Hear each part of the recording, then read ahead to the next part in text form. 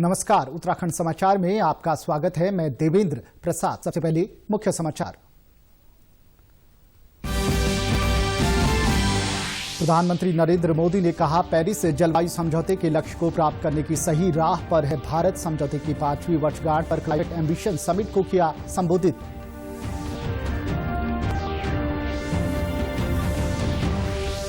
Cabinet मंत्री मदन कौशिक ने कृषि सुधार कानूनों को किसानों के हित में बताया। कहा, नए कानूनों से न जमीन को खतरा और नहीं खत्म होगी एमएसपी। मंडी व्यवस्था भी रहेगी जारी।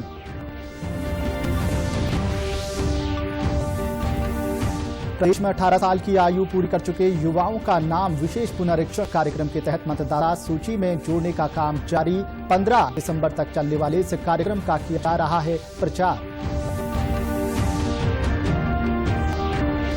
और राष्ट्रीय स्मारक प्राधिकरण के अध्यक्ष तरुण विजय ने पौड़ी ब्लॉक में प्रस्तावित सीता सर्किट स्थल का किया भ्रमण।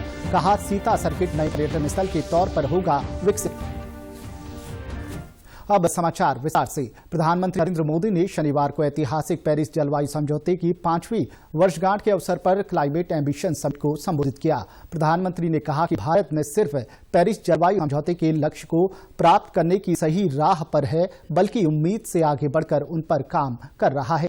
साथ ही प्रधानमंत्री ने कहा कि भारत ने अंतर्राष्ट्रीय सौर गठबंधन और आपदा रोधी अवसंरचना के लिए वैश्विक गठबंधन जैसी 2 मुख्य पहलों की घोषणा की है। I must humbly share with you that India is not only on track to achieve its Paris Agreement targets, but to exceed them beyond expectations. We have reduced our emission intensity by 21% over 2005 levels. Our solar capacity has grown from 2.63 gigawatts in 2014 to 36 gigawatts in 2020. Our renewable energy capacity is the 4th largest in the world.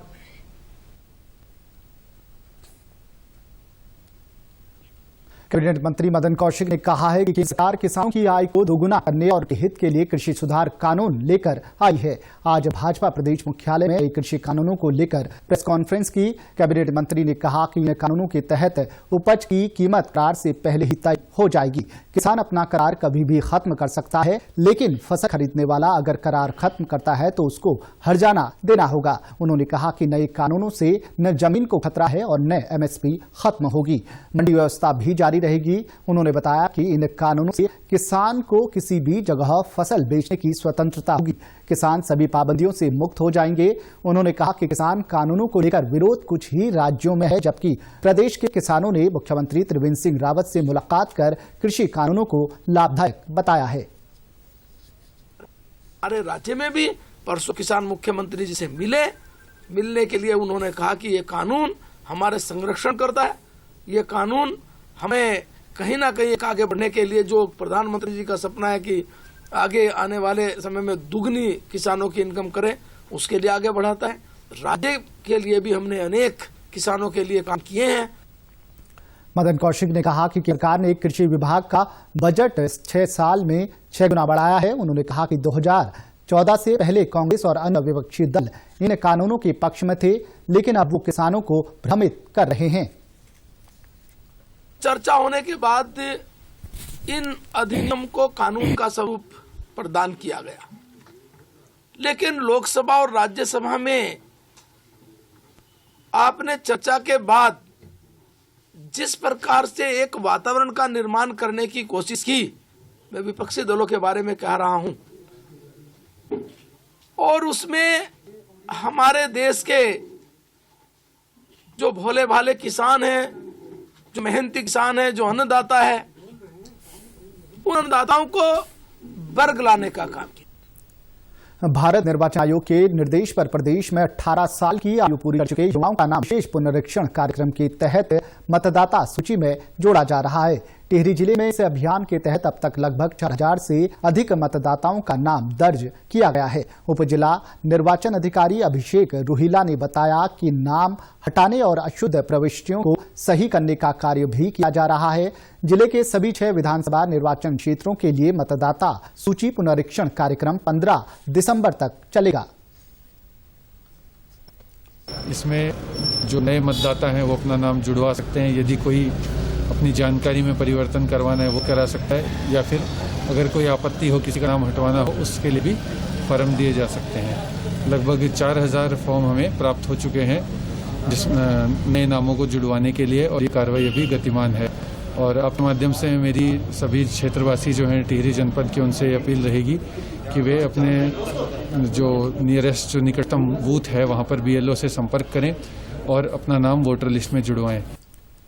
Champawat जिले में भी मतदान केंद्रों में booth level officer नए मतदाताओं को जोड़ने के साथ ही नाम संशोधन, विधानसभा संशोधन का काम कर रहे हैं। जिले के सहायक निर्वाचन अधिकारी नैन सिंह माहरा ने बताया कि 15 दिसंबर तक चलने वाले इस कार्यक्रम का प्रचार कराया जा रहा है। जो नागरिक 1/1/2021 को 18 वर्ष कंप्लीट कर रहे हैं या पूर्ण हो रहे हैं, जिनको वो प्रारूप छात्र अपना नाम दर्ज कराने हेतु, मतदाता सूची नाम दर्ज कराने हेतु जमा करेंगे प्रारूप छात्र में। उसमें उनको केवल एक फोटो और एक आयुष्मान सर्टिफिकेट या कोई निवास से संबंधित या बर्थडे से संबंधित विवरण लगाना है। इसमें यही कार्य होता है। 15 तारीख तक लास्ट डेट है इसका। 15 तारीख तक इसमें जन जागरूकता लाने के लिए विभिन्न प्रकार से प्रचार प्रसार भी किया जाता है। राष्ट्रीय संस्मारक प्राधिकरण के अध्यक्ष तरुण विजय ने पौड़ी के कोट ब्लॉक में प्रस्तावित सीता सर्किट स्थल का भ्रमण किया। उन्होंने देवार गांव में लक्ष्मण मंदिर, फलसवाड़ी में सीता मंदिर और रघुनाथ मंदिर के दर्शन किए। उन्होंने कहा कि सीता सर्किट के बनने से यह क्षेत्र एक नए पर्यटन स्थल के तौर पर विकसित होगा। मैं इस बारे में पूरी तरह से आश्वस्त हूँ कि केवल भारत ही नहीं, अंतर्राष्ट्रीय स्तर पर सीता सर्किट जो है वह लोकप्रिय होगा। मैंने बताया लाओस में सीता बैंक है, म्यांमार में, थाईलैंड में, कंबोडिया में, जापान, कोरिया और बाली में माता सीता के प्रति इतनी अद्भुत, अगाध और अमिट निष्ठा है कि जब उन्हें इस उत्तराखंड के इस सीता तीर्थ के विषय में पता चलेगा तो अंतर्राष्ट्रीय क्षेत्र से लोग यहाँ अवश्य आएंगे। प्राधिकरण के अध्यक्ष ने कहा कि बिहार के सीतामढ़ी से लेकर उत्तराखंड के कोट ब्लॉक तक एक ऐसे मार्ग का निर्माण करने का प्रयास किया जाएगा जिससे दोनों स्थल को जोड़ा जा सके। उन्होंने कहा कि बिहार और उत्तराखंड के बीच चलने वाली ट्रेन का नाम सीता समाधि एक्सप्रेस करने के लिए रेल मंत्रालय से आग्रह किया जाएगा। राष्ट्रीय स्मारक प्राधिकरण के अध्यक्ष के दौरे से पौड़ी विधायक मुकेश कोहली ने उम्मीद जताई कि सीता सर्किट का सपना जल्द पूरा होगा। लगातार पिछले 3 सालों से सीता सर्किट को डेवलप करने की बात कर रहे हैं और माननीय मुख्यमंत्री जी स्वयं इस पावन धरती पे आ चुके हैं और मुझे पूरा विश्वास है कि आने वाले समय में जो हम एक बात कर रहे थे कि सीता सर्किट बनना चाहिए, अब उस सीता सर्किट को बनने के लिए पूरी तरीके से जो है कि कार्रवाई सुनिश्चित होने वाली है। रुद्रप्रयाग में पर्यटन विभाग की ओर से पक्षी संग्रहालय बनाया गया है। इस म्यूजियम में पक्षी प्रेमियों और आम लोगों को विभिन्न प्रजातियों के पक्षियों की जानकारी मिलेगी। यहाँ केंद्र सरकार की प्रसाद योजना के तहत फिनलैंड की लकड़ी से 95 लाख की लागत से मेडिटेशन हॉल और संग्रहालय बनाया गया है। योजना के तहत केदारनाथ यात्रा पर आने वाले तीर्थ यात्रियों और जिले में प्रसिद्ध पर्यटक स्थलों पर जाने वाले पर्यटकों को योग ध्यान क्रियाएं कराने के लिए मेडिटेशन हॉल बनाया गया है। अब इस मेडिटेशन हॉल में पर्यटन विभाग ने पक्षी संग्रहालय भी तैयार किया है। इस म्यूजियम में जिले में पाई जाने वाली 50 से अधिक प्रजातियों के बारे में जानकारी दी गई है। जिला पर्यटन अधिकारी सुशील नौटियाल का कहना है कि इसे अंतर्राष्ट्रीय स्तर का म्यूजियम बनाने का प्रयास किया जाएगा। देखिए, हमने जो प्रयास किया है और कोशिश कर रहे हैं कि इसे एक वर्ल्ड क्लास म्यूजियम बनाया जाए, लेकिन ये हमारे उत्तराखंड का शायद पहला म्यूजियम होगा अगर ये बनकर के तैयार हो जाता है, रेडी हो जाता है। इसमें जो हमारे रुद्रप्रयाग जनपद की जो 50 प्रजातियां हैं, 50 से मतलब अधिक प्रजातियां हैं, बट हमने कलेक्शन जो किया है 50 प्रजातियों का कलेक्शन किया है, जो कि यही हमारे जो चिरबटिया, मक्कू और ये पुनाड़ गार्ड में जो है जो है यहाँ पे उनका कलेक्शन करके उनकी फोटोग्राफी करवा करके इनको यहाँ पे संग्रहित किया गया है। स्मार्ट सिटी के तहत परेड ग्राउंड के सुदृढ़ीकरण और सौंदर्यीकरण का काम तेजी से चल रहा है। स्मार्ट सिटी के सीईओ और जिलाधिकारी डॉक्टर आशीष श्रीवास्तव ने बताया कि परेड ग्राउंड में सौंदर्यीकरण का कार्य अगले मानसून तक पूरा हो पाएगा। हालांकि अगले साल 26 जनवरी से पहले गणतंत्र दिवस की परेड से जुड़े कार्यों को जल्द से जल्द पूरा करने के निर्देश दिए गए हैं।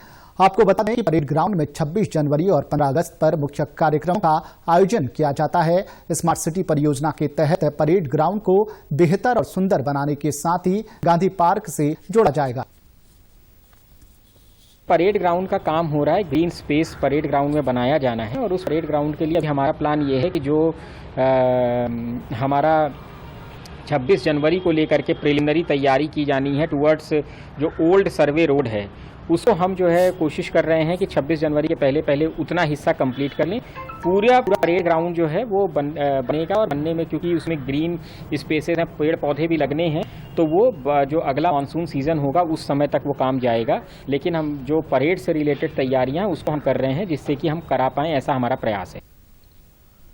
उत्तरकाशी जिले के डुंडा विकासखंड के रामनगर में खुदाई के दौरान प्राचीन मूर्तियां मिली हैं। इससे पूर्व भी इस स्थान के निकट खुदाई के दौरान ऐसी ही मूर्तियां निकली थी। बताते चलें कि पाईसारी के निकट रामनगर चौक में पानी के धारे का सौंदर्यीकरण करने के दौरान जब ग्रामीणों ने खुदाई कार्य शुरू किया तो उन्हें कई प्रकार की मूर्तियां दिखाई दी। मंदिर के स्तंभ आकार के तराशे हुए पत्थर और मूर्तियां देखने के लिए ग्रामीण एकत्र हुए। ग्रामीणों ने बताया कि 2 दशक पहले भी शेषनाग के आकार वाली मूर्ति और शिवलिंग भी खुदाई के दौरान मिले थे। अब ग्रामीण खुदाई के दौरान लगातार मिल रहे पौराणिक आकृति वाले पत्थरों को सहेजने की मांग कर रहे हैं। उनका कहना है कि पुरातत्व विभाग अगर यहां खुदाई करे तो पौराणिक संस्कृति से जुड़े अवशेष जरूर मिलेंगे। इस स्थान में एक राजा रहते थे और उनकी 2 पत्नियां थी, एक हिंदू पत्नी थी और एक बौद्ध पत्नी थी। तो जो बौद्ध पत्नी थी वो बहुत ही धार्मिक विचारधारा की थी और उन्होंने भगवती की पूजा करती थी, भगवती का मंदिर था। तो वो जो बौद्ध राजा था वो हिंदू विचारधारा की प्रीत था, तो वो हमेशा जो है उसको प्रताड़ित करता था। तो जिस कारण से जो है वो प्राकृतिक आपदा के कारण जो है यहाँ से ये सारी सभ्यता दब गई। उत्तराखंड के समाचारों में बस इतना ही। चलते चलते मुख्य समाचार एक बार फिर। प्रधानमंत्री नरेंद्र मोदी ने कहा, पेरिस जलवायु समझौते के लक्ष्य को प्राप्त करने की सही राह पर है भारत। समझौते की 5वीं वर्षगांठ पर क्लाइमेट एम्बिशन समिट को किया संबोधित।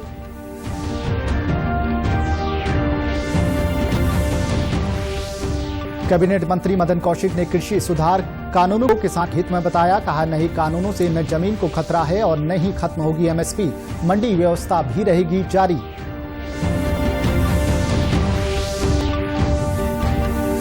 प्रदेश में 18 साल की आयु पूरी कर चुके युवाओं का नाम विशेष परीक्षण कार्यक्रम के तहत मतदाता सूची में जोड़ने का काम जारी। 15 दिसंबर तक चलने वाले इस कार्यक्रम का किया जा रहा है प्रचार।